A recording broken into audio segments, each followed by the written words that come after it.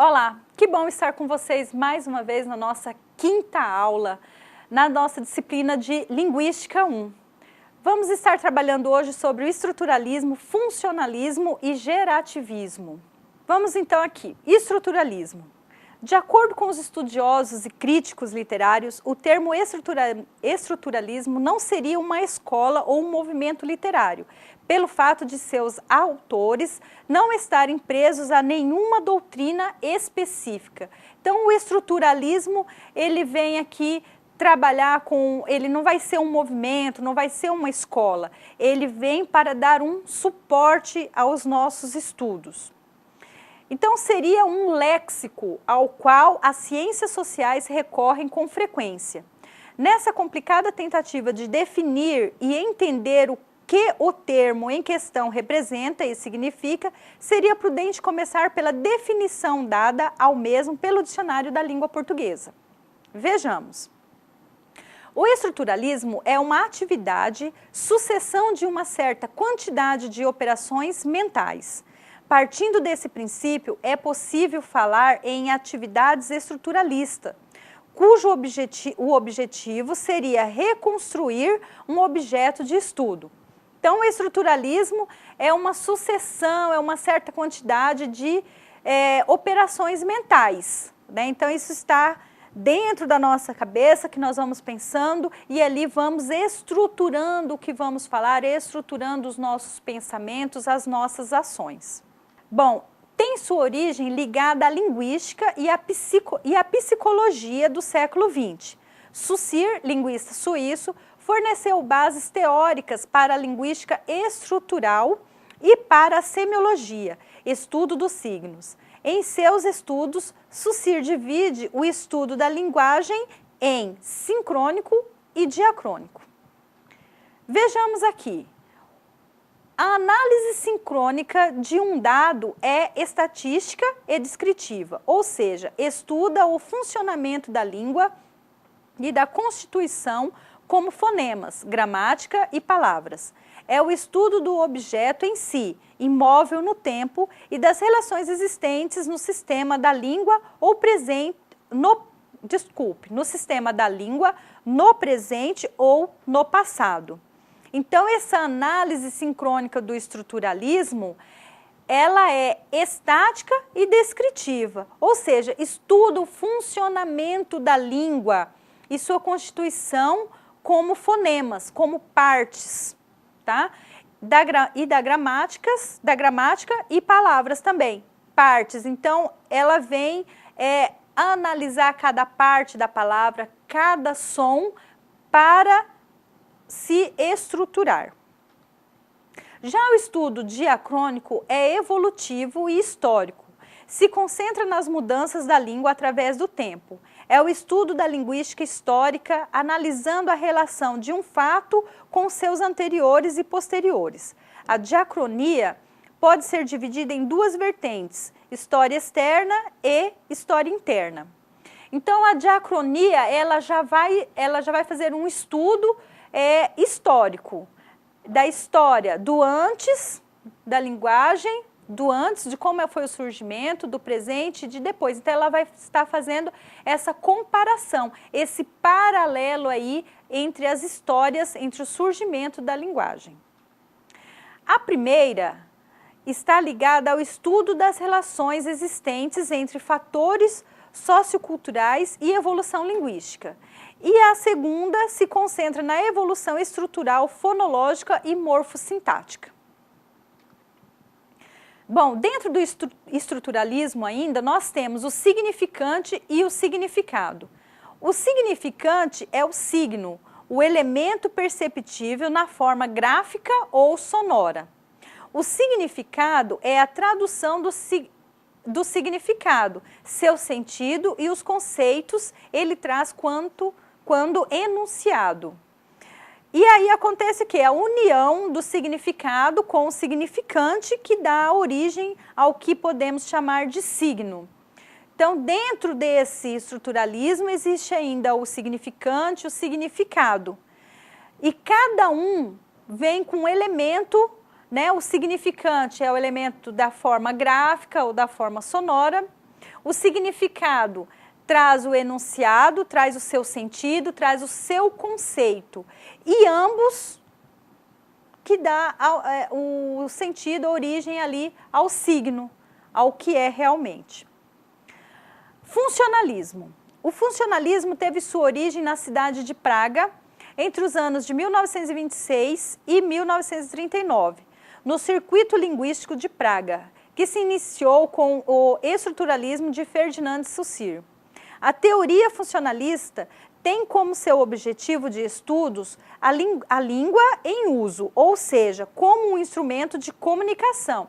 Então, como nós já falamos anteriormente, o funcionalismo ele vem trazendo a língua como um instrumento de comunicação, como símbolos de comunicação. Ainda considera que a língua não pode ser isolada, autônoma, mas construída por meio de situações comunicativas que influenciam sua estrutura linguística. O funcionalismo investiga a estrutura gramatical, observando o processo comunicativo completo, a finalidade do ato de fala, seus participantes e seu contexto discursivo. Então, ele vem trabalhar essas situações comunicativas. Como que acontece essas situações? O funcionalismo, ele vem ali trazendo que a língua não é isolada, ela não é autônoma, ela precisa interagir. E é nessa interação que acontece as comunicações entre as pessoas, entre os objetos como obras de arte, como um texto com outro texto. E aí ele vem dando toda essa carga, essa estrutura funcional à nossa língua, à nossa comunicação. Em Lyons, nós vamos verificar que o funcionalismo caracteriza-se pela crença de que a estrutura fonológica, gramatical e semântica das línguas é determinada pelas funções que têm de exercer nas sociedades em que operam. Então, ele coloca que toda essa estrutura fonológica, gramatical e semântica das línguas é determinada pelas funções que exercem. Cada língua, cada parte da fonologia, ela exerce uma função dentro da sociedade. Cada língua exerce uma função. Dependendo com quem você vai falar, você vai usar uma linguagem. Se você vai falar com o reitor da universidade, por exemplo, você vai tratá-lo de forma formal, de uma forma mais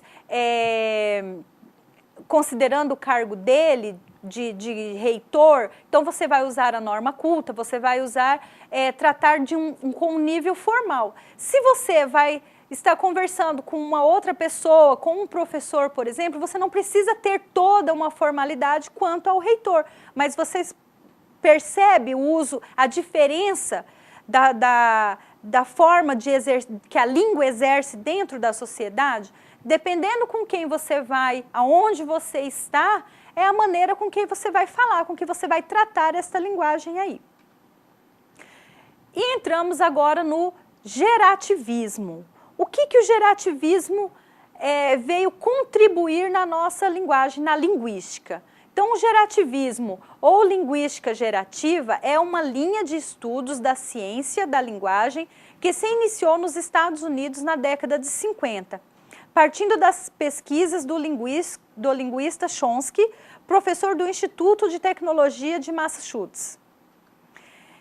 Para Kennedy, ele considera o ano de 1957 a data do nascimento da linguística gerativa, ano em que Chomsky publicou seu primeiro livro, Estruturas Sintáticas. Então, Chomsky vem aí trazendo o gerativismo, que é essa estruturas sintáticas dentro da nossa língua. Então, a corrente gerativista teve como objetivo construir um modelo teórico capaz de descrever e explicar a natureza e o funcionamento da linguagem. E isso significa buscar o entendimento de um aspecto mais importante da mente humana. Então, essa corrente ela vem construir um modelo teórico, um modelo capaz de descrever e explicar a natureza e o funcionamento da linguagem. E isso está enraizado na nossa mente, Na mente humana, essa linguagem vem dos pensamentos, da mente, da produção, da imitação, do ver e automaticamente pensar e reproduzir, descrever. A partir do gerativismo, as línguas deixaram de ser interpretadas como comportamento social condicionado e passaram a ser pesquisadas como uma faculdade mental natural. Os estudos de Chomsky procuraram chegar a um sistema de regras que especificasse a combinação de elementos básicos necessária para obter sentenças bem formadas. Então, esses estudos de Chomsky, ele vem mostrar que a interpretação da nossa língua não é um comportamento social condicionado. Todos são condicionados a fazer da mesma forma, a pensar do mesmo jeito. Não, ele vem a partir de uma faculdade mental natural. Eu penso, eu produzo uma fala, eu vejo, eu imagino e produzo aquilo, reproduzo. Então, Chomsky vem demonstrar isso aqui no gerativismo. Concluindo, então, fechando aqui o resumo da nossa aula, dos nossos conteúdos da aula 5, vimos que no estruturalismo, a língua é vista como um sistema que busca articular uma gramática de relações na língua. Já o funcionalismo é uma das teorias linguísticas do século XX que serviu de base para movimentos atuais. Os funcionalistas acreditam que as estruturas fonológica, gramatical e semântica são determinadas pelas funções comunicativas. E Chomsky é o principal representante do gerativismo. Foi o responsável pela teoria gerativo-transformacional, com a qual procura compreender como a mente governa a capacidade linguística.